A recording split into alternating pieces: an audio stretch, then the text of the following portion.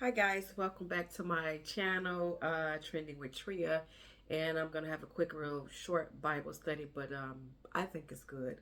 I'm gonna be talking about prayer changes things, and don't be distracted. Continue to build, and I'm gonna be coming from Nehemiah um, in the first chapter. And I'm going to start probably at the fourth verse. It says, "When I heard these things, I sat down and wept. For days I mourned and fasted and prayed." There's the key word, pray, before the Lord, the God of heaven. Then I said, "O Lord of heaven, great and awesome God, who keeps his covenant of love with those who love and obey his commands. Let your heart be attentive and your eyes open to the ear. The prayer of your servant is praying before you day and night." That's the key word. He's praying there, um, day and night. "For your servants, the people of Israel, I confess the sins we Israelites, including myself and my father's house, have committed against you. We have acted wickedly towards you. We have not obeyed the commands, decrees, and the law you gave your servant Moses. Remember the instructions you gave your servant Moses, saying, If you are unfaithful, I will scatter you among the nations. But if you return to me and obey my commands, then even if your exiled people are at the farthest horizon, I will gather them from there and bring them to the place I have chosen as a dwelling for my name." So I just want to say, and this is just me kind of paraphrasing the first few passages in the book of Nehemiah. Nehemiah wanted to rebuild the wall, if you will, because the temple and whatnot had caught fire, and some of his forefathers, if you will, lived there. And he was pretty much saying, "Well, how can I not be sad when the place that my fathers were yet buried is in ruins?" And as a result, as I just read, Nehemiah, he prayed to the Lord. And one thing that I found that was really good with Nehemiah, first of all, he prayed day and night. So it wasn't like, okay, one time deal, threw the prayers on the dresser and let them kind of sit there, and Lord, if you answer, cool. If not, then that's cool too.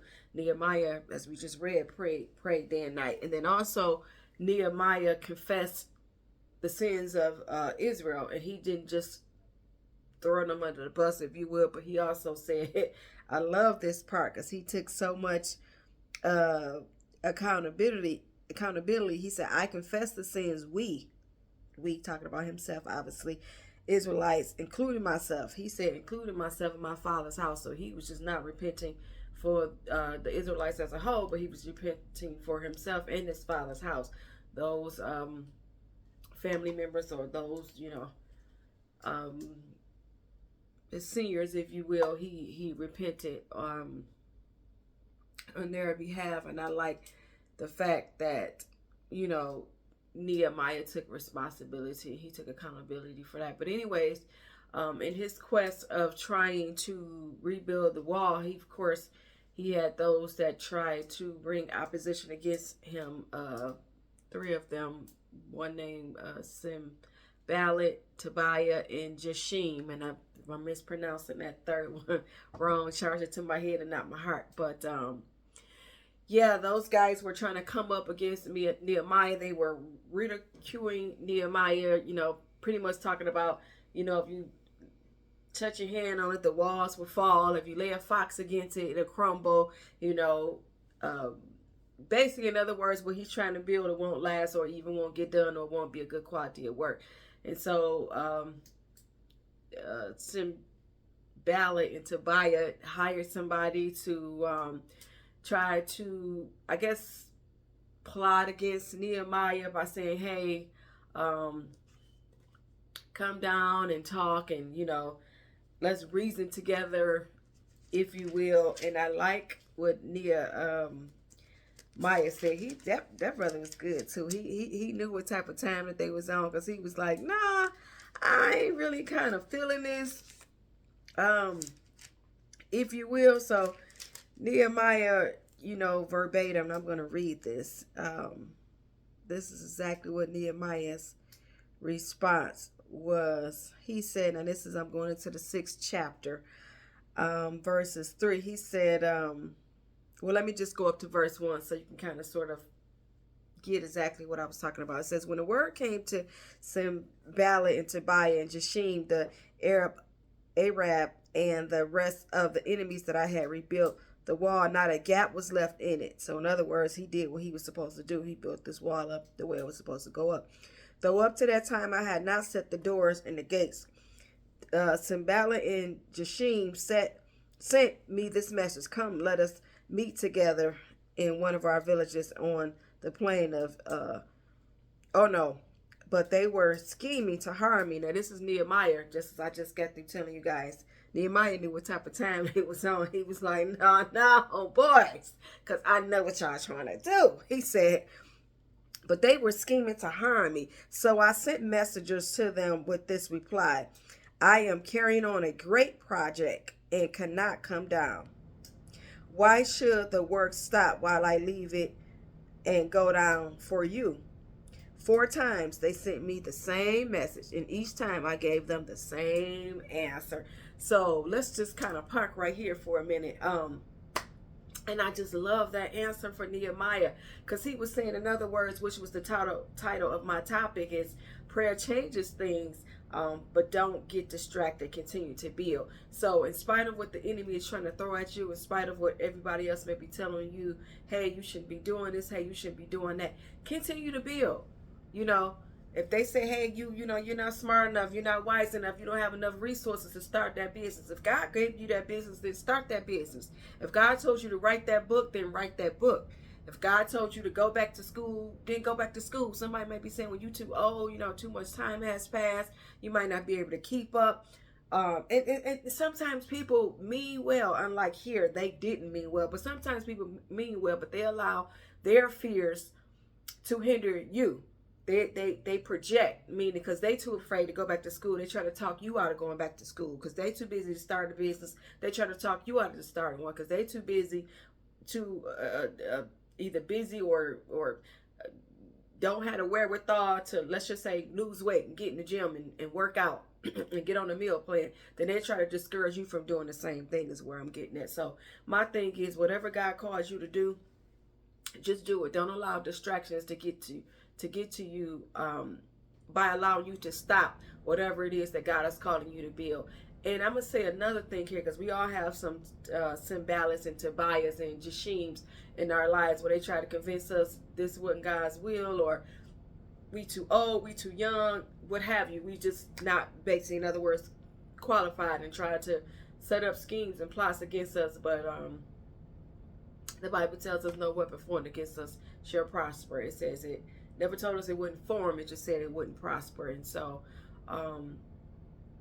just, don't get distracted. And further on in the lesson, we'll see where Nehemiah, he had his, I guess you want to say, crowd, if you will, or his people that were for him, that would watch day and night while him and some of his men built. At one point they had one, the building tools, if you will, in one hand, and they had a fighting tool or spear, if you will, in the other hand, fighting off the people who was trying to stop them from doing what they had to do. So they was on double duty, if you will. But if you notice, the key thing here is they kept building that wall. They didn't allow opposition. They didn't allow distractions to hinder what God was calling them to do. And this is another point. I didn't have it in my notes, but this just actually came to me. Sometimes it's not the outsiders, right? It's not the Tobias and the Sanballats that stop us. Sometimes it's our own voice. It's our own inner voice, our own, I guess, inner fears, if you will, that we allow to get in the way and talk us out of what God has talked us into. I said this in my last video, so if you didn't watch my last video, go get a chance to watch it. And I'm talking about the ultimate comeback. So anywho, yes, sometimes we allow our own voices, our own I guess, doubts about ourselves to talk us out of what God really has for us.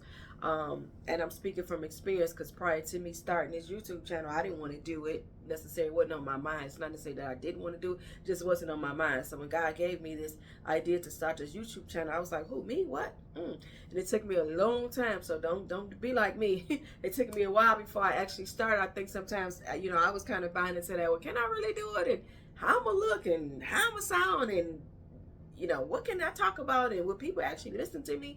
Kind of talking my own self out of it. And I'm thinking, like, after I pondered on it and finally obeyed God, I was like, well, if God gave me the idea, he's going to give me the provision to do it. He's going to already send the people that wants to hear what thus saith the Lord. And so, again, just don't allow your own, voices to talk your own voices, your own voice.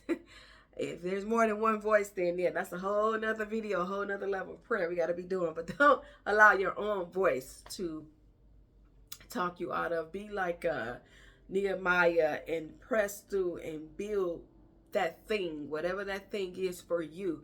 Build that thing in spite of how you feel. Build that thing in spite of the naysayers, the haters, if you will. Build that thing in spite of even when you tell your own self, because once you do it, you will look back and be glad that you did and be glad that you obey God. So whatever those distractions are, via it be a relationship, via it be somebody on a job, or as I said before, your own insecurities, we're going to change the trajectory of that thought process. And the goal is to build in spite of, and don't allow the distractions to distract you. That's a good one. Don't allow the distractions to distract you. Continue to build. And so I won't be remiss without saying God is good, and distractions may come, but we don't have to allow them to distract us, and we can do exactly what it is that God called us to do.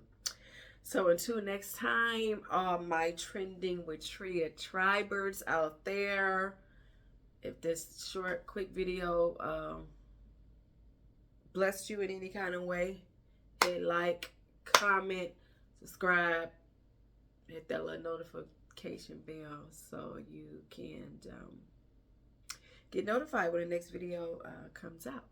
Until next time, my loves, be blessed.